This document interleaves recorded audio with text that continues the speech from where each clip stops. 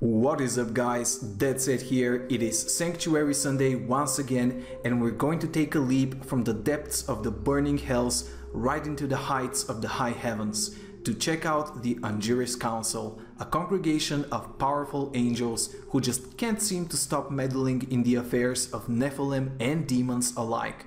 Let's find out who they are. Imperius is the leader of the Angiris Council, if leadership exists at all in the human sense. It is he who commands the warrior host of the high heavens. His tactical brilliance encompasses all facets of warfare, from maneuvering armies on the battlefields to leading covert strikes against Hell's outposts. Over the long eons of the eternal conflict, Imperius has tread where other angels do not dare. When the Great War has turned in heaven's favor, he has been the first to spearhead the most daring assaults into the heart of the burning hells. Even in the face of defeat, Imperius's bravery is unshakable. When Hell's legions lay siege to the high heavens, it is Imperius who rallies his fellow angels to action. He is the first to storm out of the diamond gates and charge headlong into the scattering armies of the hells. The mere sight of Imperius in action emboldens the angels with valor and strength. In speaking of Imperius's exploits, we must also mention Solarian, the Spear of Valor. Legend tells that the Archangel forged this weapon in the heart of a dying star. It is described as an extension of his immutable will, powerful enough to sunder Hell's mightiest ramparts with a single righteous strike. During one of Imperius's invasions of the burning hells, it is written that Solarian felled so many demons that rivers of blood flowed throughout the realms of the seven evils. It should be noted that Imperius does not carry the spear at his side at all times.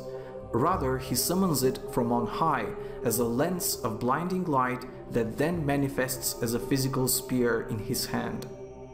When not clashing with Hell's minions, Imperius often strategizes and trains other warrior angels in the halls of valor, his place in the high heavens.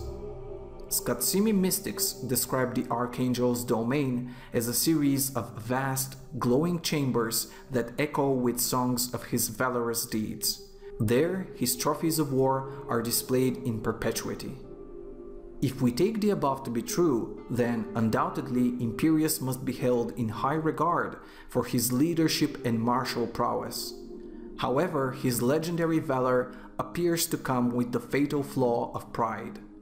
It is this pride and arrogance which has reportedly brought him into conflict with Tyrael, the Archangel of Justice. This is due in large part to the pact that Tyrael helped make between the heavens and the hells at the conclusion of the Sin War. The treaty brought the eternal conflict to a grinding halt, thus robbing Imperius of further opportunities to prove his valor in combat. Since that time, it is said that Imperius has become a highly legalistic and unbending tyrant. Although it is likely not his intent, Imperius's obstinacy has allegedly caused disharmony to creep into the Angiris Council. Ages before the rise of man, it is said Tyrael was the most rigid of the angels, firm in his adherence to laws, rules, and order. He held to a single, unbending duty: to secure victory for the high heavens in the eternal conflict. As with Imperius, Tyrael's exploits in battle are the stuff of legend.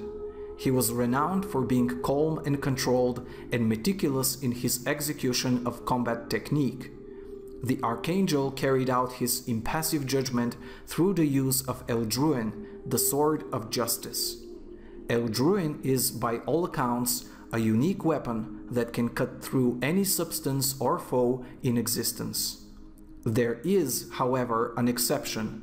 Some believe that the blade's edge cannot pass through or harm any being of righteous intent.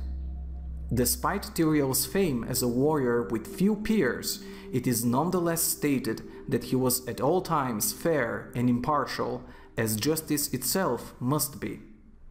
The courts of justice, Tyrael's abode in the high heavens, are said to be akin to a great auditorium wherein angels congregate. Here they air grievances, come to terms, and strive to reclaim lost harmony or equilibrium. It seems a fitting institution for an angel who values integrity and balance above all things and will choose the path of righteousness in any situation, even if it brings harm to those he loves. In light of all that is stated above, it is ironic that Tyrael is now considered to be the renegade of the Angiris Council. Much of this is due to the fact that, since the appearance of mortals, Tyrael has evidenced a change of character. He has intervened for the sake of humankind time and again, for he sees the potential for heroism and selflessness in each of us. He has even acted against the mandates of his fellow council members to fight on our behalf. Oriole is the most beloved of all angels. It is she who leads the sweet chorus of the high heavens. She is said to be at the center of this chorus and to be the most light-hearted member of the Angiris Council. Oriole believes in the potential for good in all things, including the hearts of all sentient beings. Oriole is not a pacifist. She does not shy away from strife, for she recognizes that conflict is the nature of this broken universe. There are many tales of her incredible feats in battle, breaching the walls of the Pandemonium Fortress alongside her fellow archangels to wrest the stronghold from Hell's grasp. However, what makes Oriole unique is her ability to see harmony even in the midst of discord. She believes that victory for one side does not always mean defeat for the other. To her way of thinking, beyond each conflict lies the promise of healing, just as even in the dark of night, one knows that the coming dawn will bring a new day.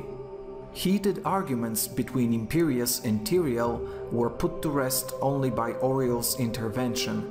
She did so not by scolding them or objecting to the use of violence, but by showing her comrades that resolution can open doors to new possibilities. For this archangel to temper the likes of Imperius and Tyrael, she must truly possess extraordinary patience and benevolence.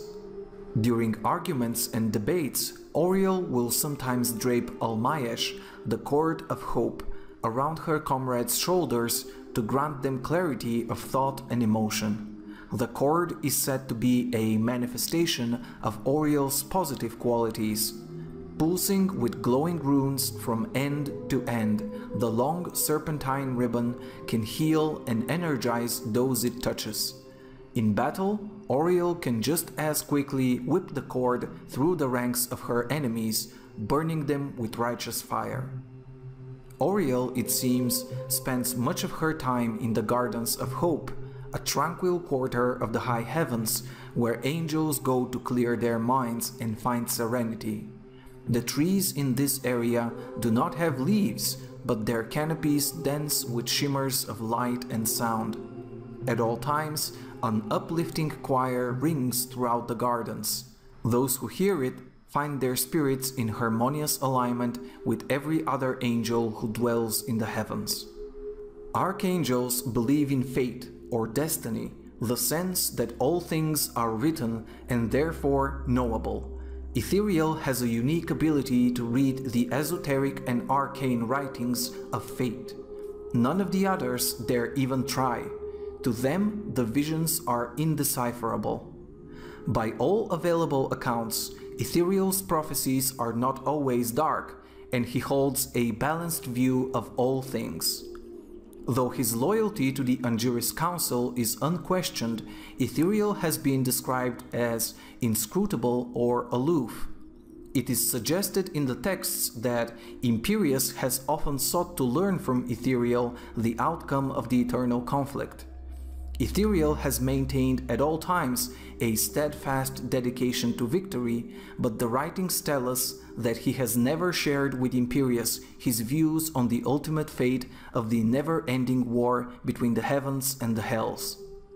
It has also been observed that, of all the archangels, Tyrael is closest to Oriole. It is written that the Archangel of Fate is capable of predicting the actions of armies and even single opponents before those actions take place, More incredibly, Ethereal can slow time itself. To further understand Ethereal, it is necessary to speak of Talusar, the Scroll of Fate. It is this mystical object which Ethereal consults in times of great need. Although it is a single scroll, accounts suggest that the information scrolled on the enchanted parchment changes based on the answers Ethereal seeks. Allegedly, this is made possible by a vast number of crystals Ethereal possesses within the Library of Fate. These gems are reputed to be shards of the Crystal Arch, which is, in turn, believed by some scholars to be the spine of Anu. Within the library, angel ascetics peer into the crystals, recording the visions they behold for Ethereal to interpret. Some records suggest that when Anu was blasted apart, its state of all-knowing was fragmented as well. If true, then it is possible for the crystals within the Library of Fate to provide visions of multiple possible futures. Perhaps it is for this reason that Ethereal is viewed as aloof or even indecisive, and that his predictions may sometimes seem flawed.